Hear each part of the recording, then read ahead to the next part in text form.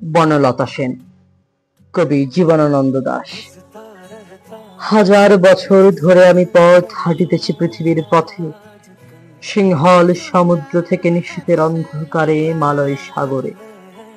অনেক ঘুরেছি আমি বিম্বিসার অশোকের ধূসর জগতে, সেখানে ছিলাম আমি আরো দূর অন্ধকারে বিদর্ভ নগরে। আমি ক্লান্ত প্রাণে, চারিদিকে জীবনের সমুদ্র সফেন, আমারই দুদণ্ড শান্তি দিয়াছিল নাটোরের বনলতা সেন।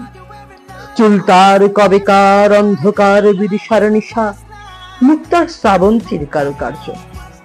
অতি দূর সমুদ্রের পর হাল ভেঙে যে নাবিক হারাইছে দিশা, সবুজ ঘাসের দেশ যখন সে চোখে দেখে দারুচিনি দ্বীপের ভিতর, তেমনি দেখেছি তারে অন্ধকারে। বলেছে সে, এতদিন কোথায় ছিলেন? পাখির নীড়ের মতো চোখ ফেলে নাটোরের বনলতা সেন। সমস্ত দিনের শেষে শিশিরের শব্দের মতন সন্ধ্যা আসে, জানার রৌদ্রের গন্ধ মুছে ফেলে চির। পৃথিবীর সব রং নিভে গেলে পাণ্ডুলিপি করে আয়োজন, তখন গল্পের তরে জোনাকির রঙে ঝিলমিল। সব পাখি ঘরে আসে, সব নদী ফুরায় জীবনের সব লেনদেন, থাকে শুধু অন্ধকার মুখোমুখি বসিবার নাটোরের বনলতা সেন।